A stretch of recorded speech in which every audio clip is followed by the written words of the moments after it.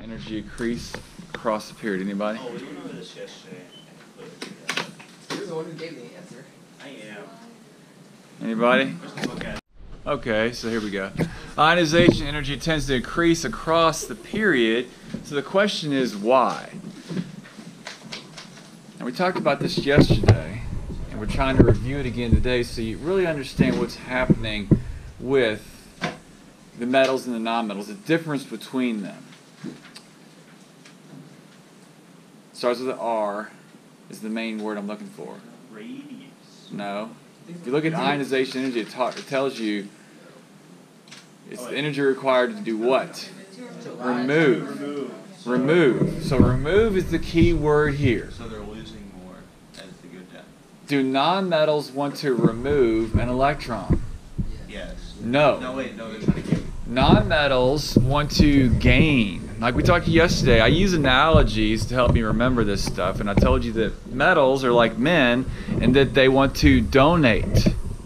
Right? So you see over here, hydrogen, lithium, these are metals, and they want to freely, not freely, but they want to give up their electrons. Right? Now everything requires activation energy. Right, so there's all sorts of activation energy. There's, like we've talked before, there are a lot of people that are in trouble, specifically Matt Lauer. I heard a lot of bad things about him. I'm surprised he's not locked up in prison. Yeah, Matt Lauer, you know, the guy on Today's Show. Heard some really bad things about him. I'm not going to go into all his details, but no, he's horrible. Now, so activation energy is required, and if you don't activate, then it's not going to be lost, right? So when we talk about the ionization energy, that's basically the activation energy to pull the electron off, right? So as you go across the period, now unfortunately we don't. Thanks for asking. Yeah, guys, bring in cans. Yes, bring in some cans. These nice ladies. Yes. Energy. That is, if you're going to start a fire, you know, you got to light a match to start the fire. You had to have gasoline to get your car to move. So these are the energies required to remove the electrons. 520 for lithium. It's like 115,000 for neon. That's a lot of energy, 115,000. Neon does not like to have its electrons taken away from it because it's a noble gas. It's kind of like if you went to the Pope and you were trying to take all of his things, he would probably not like that because those things are like holy things. Holy thing. Yeah, sacred things. Which electron configuration defines the behavior of the element? Right, so you see here, we did this yesterday, just kind of a review. The 4s1 is defining the nature of the element, that is potassium. That is not to say that the other outer electrons don't help define its behavior, but the last one sets it apart. It distinguishes, it separates it from the others, right? So you can just say Ks1 or look at the last electron configuration and it'll tell you what the element is. That's why we did this sheet yesterday. So if you're wondering, what it is, just look at the last one and it'll tell you what the element is. So it's a way of predicting behavior.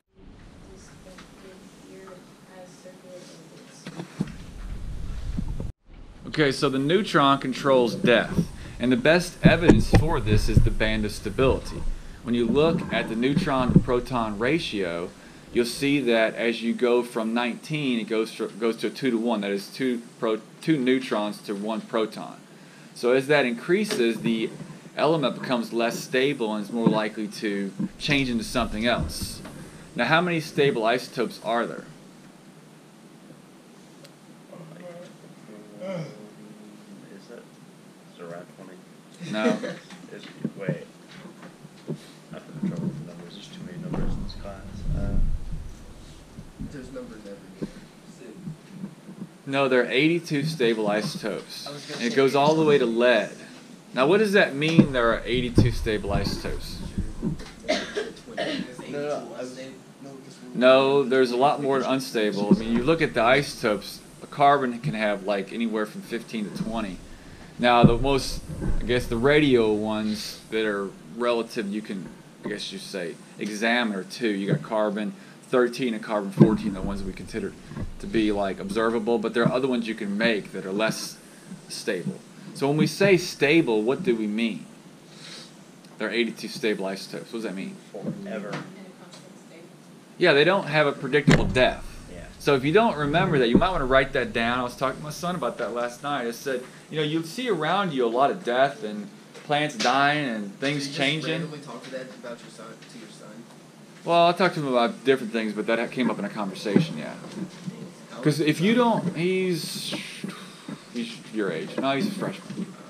So if you don't if you walk around and you think everything is going to die, everything has a predictable death, then you really don't have a grasp of science. You really don't have a grasp of your surroundings. Other things are stable. No. Carbon-12 does not have a predictable death. You can put carbon-12 in a diamond and it'll last forever. You heard diamonds are forever? Yeah, but we would like to be able to figure out how to live forever. I mean, there are people that would want to do that. It's not a good thing. Huh? Yeah. So there are 82 stable isotopes. And, when you're studying that, you kind of want to know what it's doing to become stable. You want to kind of study that so that you can maybe figure out what would help us be a little bit more stable. If you can, advanced medicine is really, that's what it's really about. It's about making your body more stable. Make sense? All right. One elements have a single valence electron far away from the nucleus. It should be easy to fly off. These elements should have low ionization energies.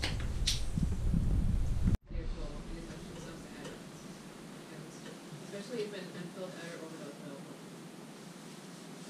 filled. Okay, so what does electron affinity really have to do with? It says it measures an atom's willingness to become an anion. So what are anions? Are they metals or nonmetals? Or which typically form anions? Metals or nonmetals? Yeah, nonmetals typically form anions. So really this electron affinity is a term that's used to describe the nonmetals. All right, who wants to read? Increases across the group, and it starts with one word. Why this occurs starts with the R. Radiation? Remove. Oh, remove. Right, so ionization energy is about removing an electron and the energy required to do that. Now, do nonmetals want an electron to be removed? No. They want to gain electrons. So ionization energy is really a term used to almost describe the behaviors of the metals. Now, metals aren't just going to lose electrons. That requires a little bit of effort to do that. It's called activation energy. Or the energy, it's not called activation, it's called ionization energy, but it's similar to it. In that it's going to take some energy to get the electron away. It's just not going to happen freely. So remember that when you are working, it's going to take a little bit of effort to get a decent grade on a test. It's going to take a little bit of effort to clean your room. So the ionization energy is associated with that. It's just not going to do it on its own. It's not going, or it would just fall apart. All the elements would, right? There's got to be some way of distinguishing them, and that's why we have these different amounts of energy it takes to remove an electron. It's called the ionization energy. You can see right here that the last configuration defines the behavior. 1s1 is specific for hydrogen. That is the first energy level. The shape is a sphere. You have one electron. Then you have helium as 1s2. So what this means is you have the shape of hydrogen within helium.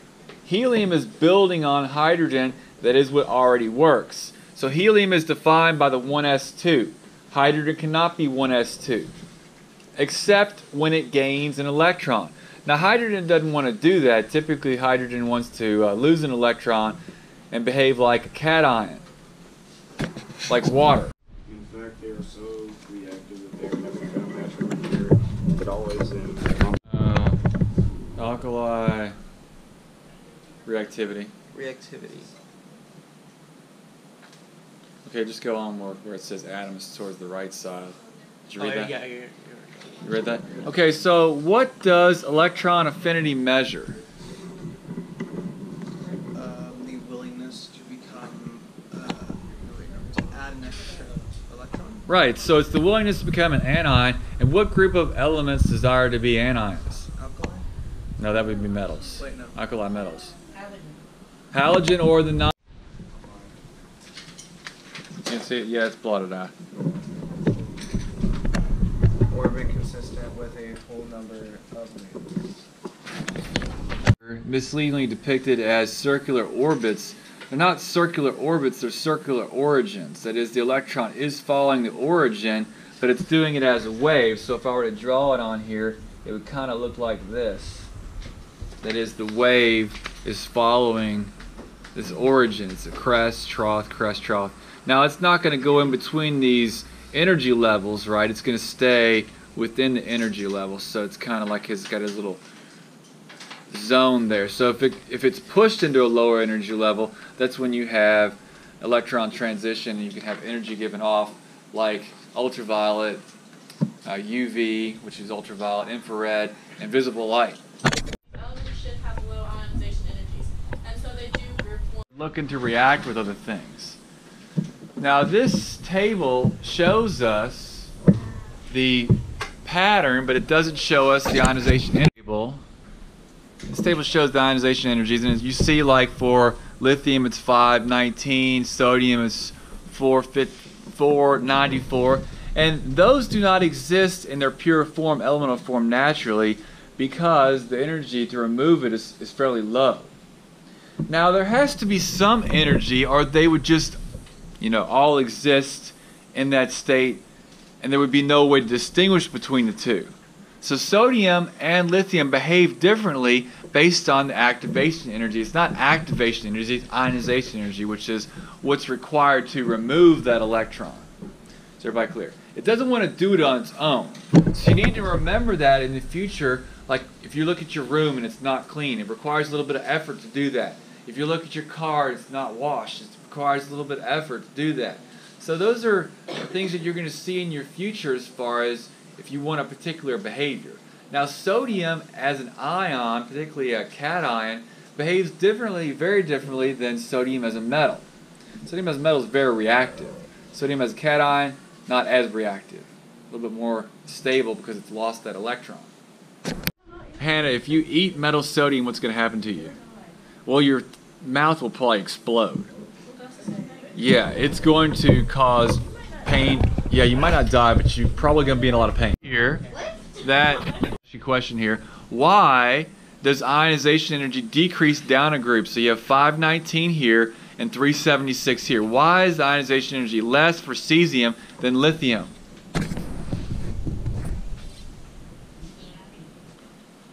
Which one is larger, cesium or lithium? So if you're larger, do you think it's more likely you could lose an electron with less energy? Could an electron be removed from you if you have more of them? Cesium has more electrons than lithium does, right? So it's going to be farther on the 6th shell, maybe even, that's the 6th period right there, right? So it's going to be further from the nucleus, moving faster, so it's going to most likely require less effort to remove it. That's why it's less here, 376 compared to 519. It's larger. Remember the radii for cesium is much larger than lithium. Where it says affinity. Raise your hand. Points, 5. Alright, Christian. What really defines the metals? Because we're talking about the energy to remove an electron, and metals want to have electrons removed, right? And non-metals want them to gain.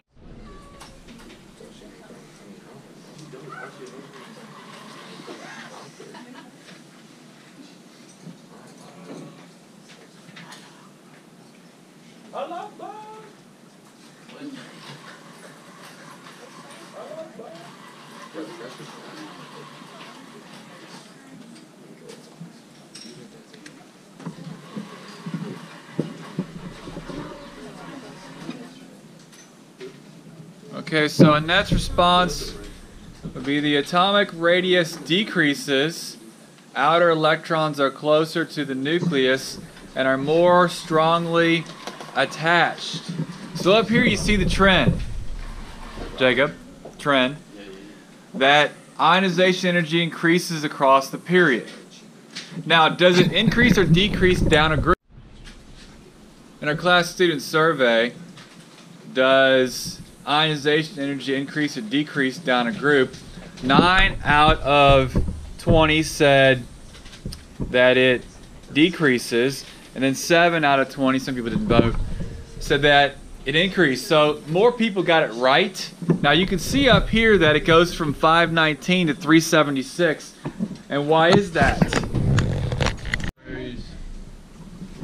I go around and around. All right, so how do electrons move around the nucleus? Right, they don't follow circular orbits, they follow circular origins. If you remember, the electron is going to be moving in a wave around the circular origin. And if it's pushed from one energy level to the next, we call that a quantum leap. As it disappears in one place and appears in another. Now this is what physics kind of struggles with because they think it can be two places at one time.